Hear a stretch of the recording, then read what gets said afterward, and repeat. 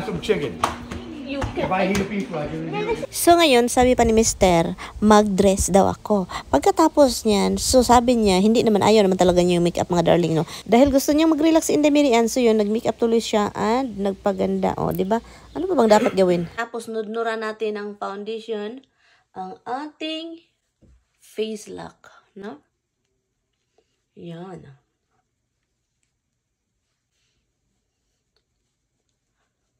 Pagkatapos niyan, maglagay tayo ng, kuha ka dito, ganan. The same kulay lang, no? Sa inyong skin. Kung asan yung gustong kulay ninyo, kunin nyo. Okay? Ito naman ang sa akin, ito. Ganan. And then, ilagay niya dyan. And then, ilagay sa ibabaw. Pagkatapos, tap, tap, tap. Tap, tap, tap, tap, tap, tap.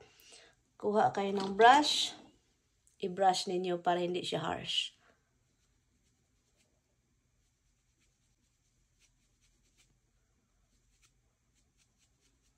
And then, pagkatapos niyan, hindi na ako mag-eyeliner kasi nga, hindi ko na, noon, mahilig po ako mag-eyeliner. I-close natin yan. Gusto ko lang po sabihin sa inyo na hindi po ito pang talagang pang magandahang makeup, no? Ito siya is pang daily ko lang. Ito yung mga ginagawa ko kapag gusto kong maging okay yung may presentable konti yung mukha natin at saka colorful, no? So ito yung mga pinagagawa ko. Hindi siya harsh, hindi siya sobrang maraming makeup. Simple lang siya. Mag-lipstick. Ito siya na pagdesisyonan kung gusto kong mag-lipstick ng pula. Gusto kong gamitin yung nabili kong lipstick. Pero ang ending is kinuha ko mga darling. Sa bahay at magluto lang ako ng itlog mga darling. Yun lang naman yung gutom na si Inday. Pero gusto ko ng itlog, scrambled egg with rice. So we should eat because when wife is hungry, it's kind of like... Like time to eat? Wife's hungry, it's time to eat? No. You know, when I get hungry, I get soup. Weak. Can't I breathe. got no strength. I got no strength. I might be I cheap. can't go on. Life is over. Life is over. I miss life. You're so drama. I'm gonna die now. I don't do that. I said, I don't have strength. I'm gonna collapse. No rice. I have rice. Come on na. So we're gonna have leftover mga darling. Kasi nga, Tommy hate leftover. He doesn't like it. He doesn't like it, Humpy Dumpy. Honey, we have to eat this, hon. It's all cheese. You get different kind of chicken, hon? You don't like that spicy thing. You like that? You couldn't handle it. Because you bought the spiciest thing, the highest level they have. The noodles, you couldn't handle it. No, the noodles, you were crying. Couldn't handle it. You don't even eat the chicken, Tommy. You eat the honey flavor, whatever. Who do you think ate that chicken? We threw it out, remember? No, we didn't. Remember, you eat the honey part. I ate the hot part just to show you up. You the one, I want the hottest. The hottest. Give me the hottest. Seriously. Yes, son. Not because I wanted the hottest chicken. Because you the one who had to have the hottest and didn't want it. Oh my God. You only tasted the What's sauce. the name of that chicken place? Little touch on your finger and that was it. What's the name of that chicken place? Buffalo Wild Wings. Buffalo Wild Wings, mga loves. Try it. The extreme. They called it extreme hot. Extreme spicy. Try it, mga loves. They got like 17 layers of heat. You can't eat it, mga loves. I just smelling it, I can feel the heat. Just inhaling the flavor, it's just like spicy to death. And then when I lick my finger, mga loves, that's killers. I can. That was like crazy shit. Guys, she couldn't even handle those stupid ramen noodles. No, the ramen noodles, you were crying and I eat some of it. Tell her to show you the video. Tell her, show you the video. It's in YouTube. That was a challenge, mga loves. It's in YouTube. No, we're not even. That was long time ago when we were young. When we were young, I listened to the radio. Why don't you again refresh your memory? And we should get a Wild Wings again and try it. Yeah, okay, you're gonna try it again. Why don't you try these? They're not even hot. No, I'll bring this over there. Tammy's having the they're burger. not hot. What are you having, burger? Burger? Leftover kami mga loves kasi tomorrow I'm gonna cook some king crab.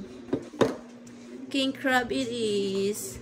So mag king crabs in Miri and bukas and Tammy.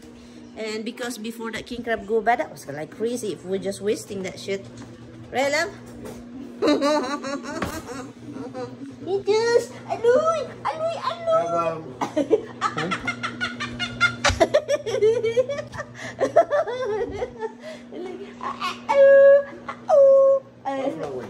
No, I don't want. No bones. I don't like it. You can't I don't want to eat chicken that is from the store. I stopped eating. Chicken comes from the store. I know. Running around the yard chasing them. No, I'm talking about cooked chicken. No? Okay. So, this is the leftover, people. We're eating leftover. Only one. You know you have kids. Han, you know you have kids. Don't do that because you have kids. Oh my goodness. Jeez, You cannot. You can't do that. So, kuha tayo ng mga gulay. Honey, you always do give them. So let's eat some veggies. Let's eat para naman para matapos na itong ating mga leftover mga loves at makapagluto na tayo ng bago. Kasi nga, do you want this? Which one do you like? No, I'm gonna have this one because it's older. Okay, what is this? Potato salad. It's moldy, Han. Would you stop already? Everything's moldy. Did you It's got see? relish in it. Is that mold or relish? Relish. Read the label. Oh my god, my husband. Everything's moldy to you. Amish with sweet pickle and Amish love. What is Amish? Irish. It's Irish. It's Amish, oi. Huh? Wait. Irish. I have. Oi, nako. That's for you, oi. I have already here, oh. Amish, Oh, it is oi. Amish. I thought it was Irish. You think of me? I cannot read, Han. You Yeah. think I can't read? I can't. I serious. Have some chicken.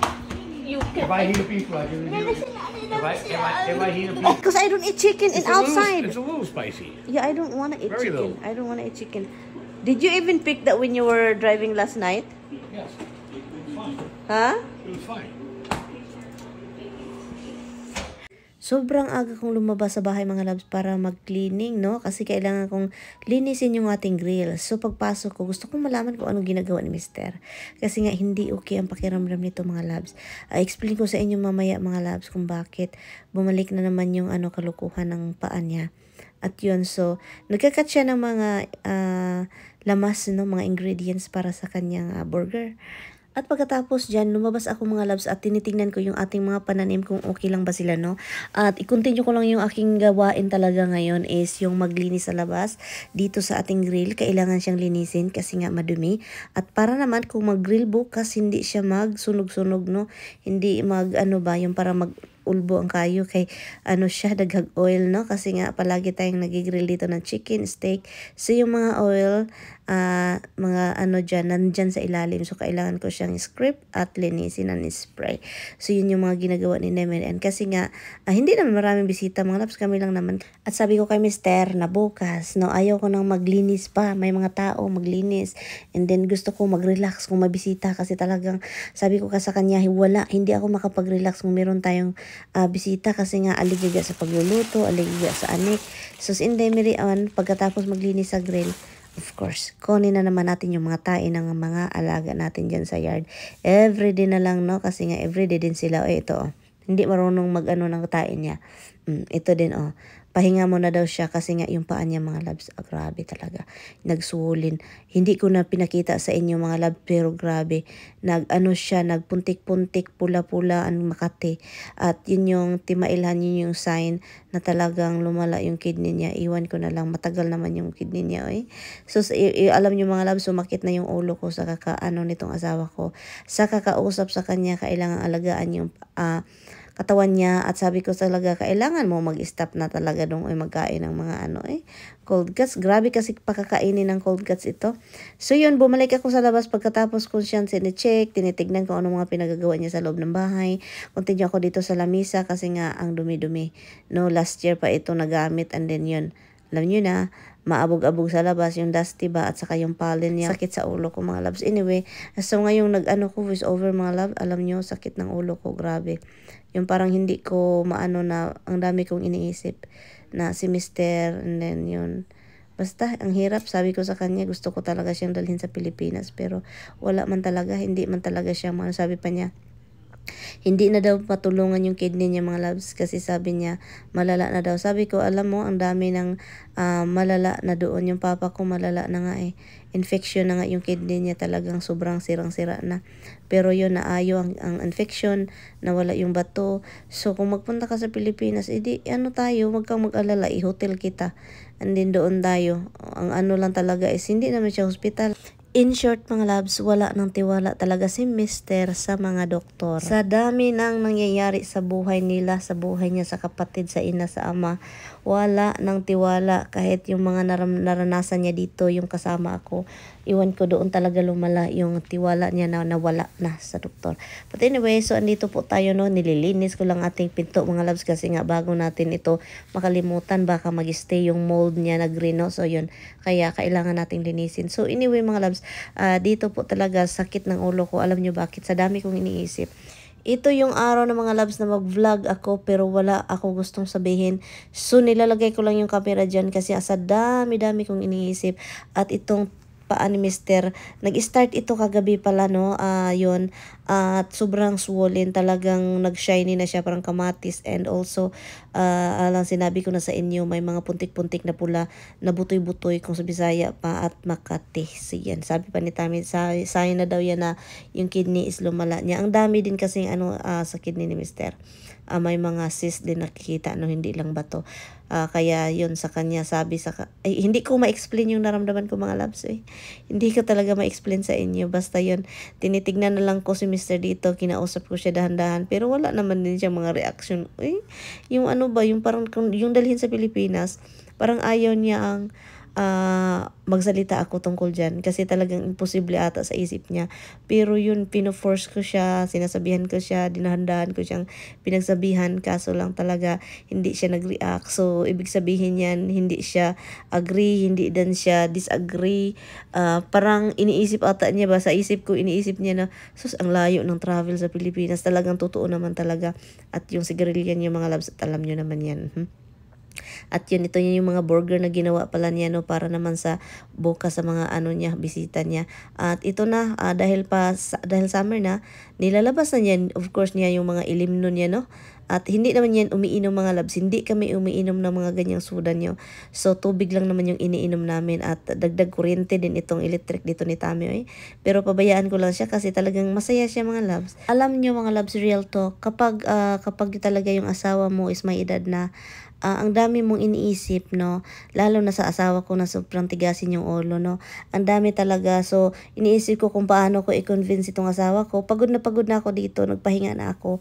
And then, gusto ko na ding matulog. So, after dito, sa mga iniisip ko, nagpunta ako sa loob ng bahay, mga labs. Paggabi na, mga darling. At yun, ang ginawa ni Miriam dito is, minasahe ko si Mister. At of course, ako naman, ichichiburitsi na naman itong bibig ko, no? Kinausap ko na naman siya. I don't know, I don't care kung mapagod siya sa mga pinagsasabi ko, pero talagang palagi kong ina-remind sa kanya na yung punta sa Pilipinas, yung mga story sa mga kliyente doon sa doktor na pinunta ng papa ko. So, itong asawa ko talaga, nakikinig lang naman siya, wala siya mga sasabi din. So, nakikinig lang siya sa mga story ko, sa mga naririnig ko, kung sino yung mga kung naayo atong doktor ba. Yung parang kung sino yung mga tao doon na nagpunta sa doktor na yun at naging okay. Siyan at walang i-mix Mister. Pinabayaan niya akong magyap-yap-yap, no? So yun, lumabas ako dito pahangin.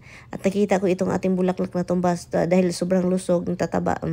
Tignan nyo na tumba. But anyway mga loves, thank you so much for watching. Pahinga na ako. And kita-kits tayo sa susunod na vlog. Thank you for watching ha. Bye!